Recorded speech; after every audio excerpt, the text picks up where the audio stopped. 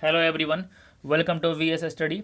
VS study में आज की वीडियो में हम कवर करेंगे 7 जनवरी का जो एग्ज़ाम हुआ है आरआरबी एनटीपीसी का शिफ्ट फर्स्ट में, उसमें जितने भी जीके जीएस से क्वेश्चन बना है उसको कवर करेंगे।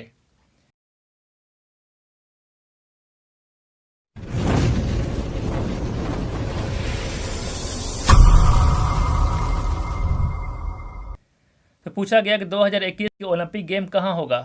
ये होगा जापान के टोक्यो में। देखो, ये 2020 वाला ही 2021 में खेला जाएगा ओलंपिक गेम, और ये 32वां संस्करण होगा जिसका शुभंकर होगा मिराई तोबा।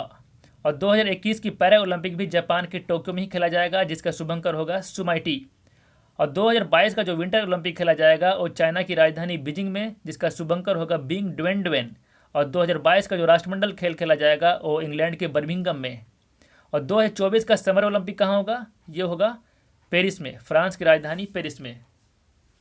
फिर पूछा गया कि ओरिजिन ऑफ स्पेसीज किताब किसने लिखी है।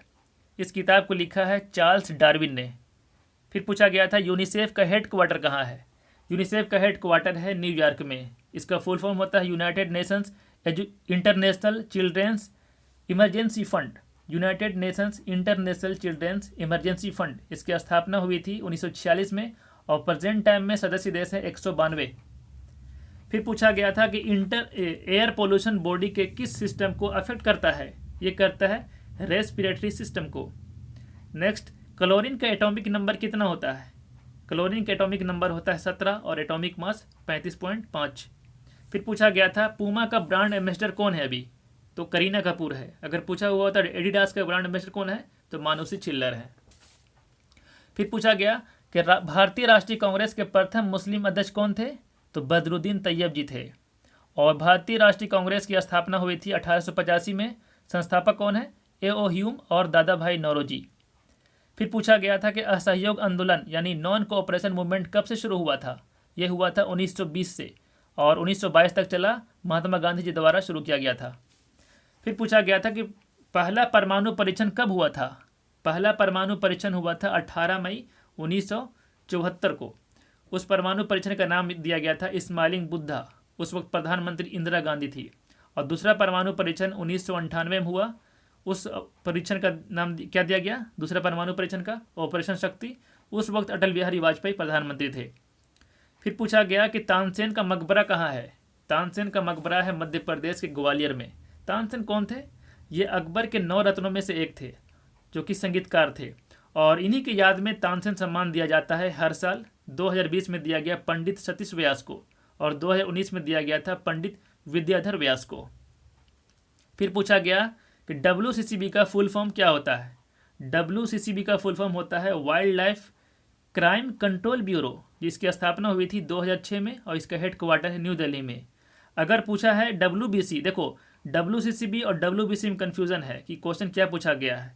अगर WBC पूछा हुआ है तो इसका फुल फॉर्म होता है वाइट ब्लड सेल्स, जिसे सोल्जर ऑफ द बॉडी के नाम से भी जाना जाता है, वाइट ब्लड सेल्स को।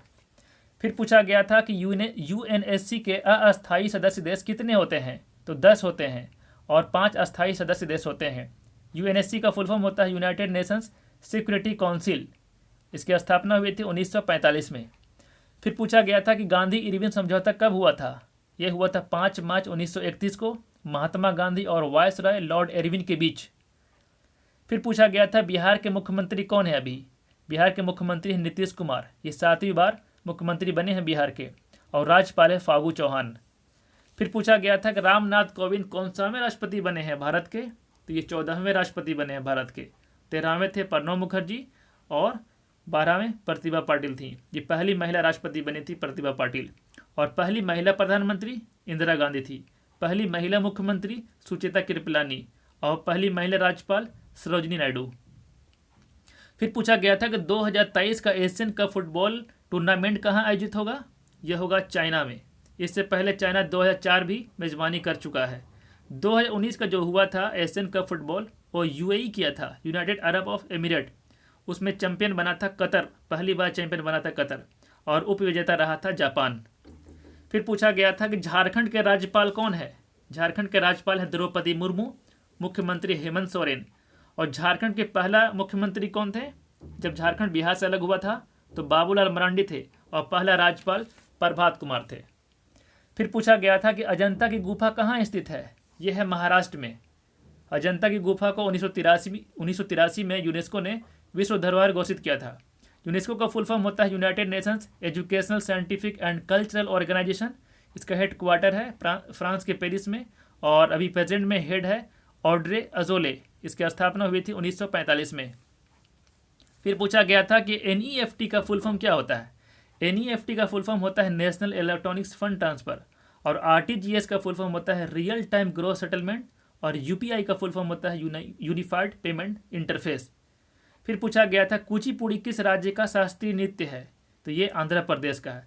गाइस, इस तरीके से क्वेश्चन बन रहा है, आपको हर तरह से प्रिपेयर होके जाना है, static GK, current affair, general science, तब भी आप अपना स्कोर सही कर पाओगे।